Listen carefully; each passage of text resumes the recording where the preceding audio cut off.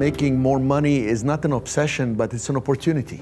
It's like you're there, it's happening, so I want to make more money because it's possible for me.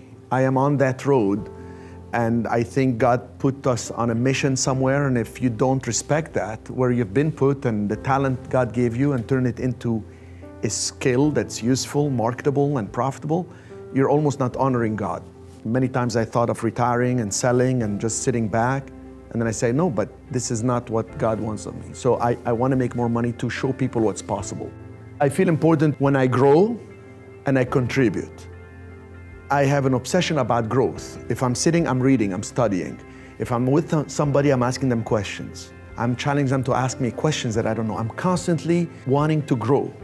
I cannot believe that some people wouldn't grow, that don't challenge themselves. I school myself to go to the next level of knowledge, of expertise.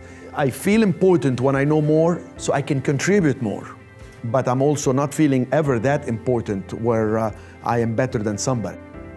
Life really is about health, happiness, and wealth. And if you share it with others and show people by example, not just by talking, that hey, let's be healthy, let's be happy and show happiness, it rubs off on others. You smile at somebody, they smile back. And I really believe in life, I take the responsibility to initiate the smile.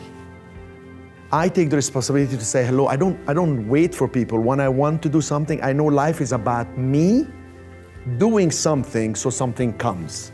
Nothing will come to me without effort. It's impossible. You know, life is what you make it.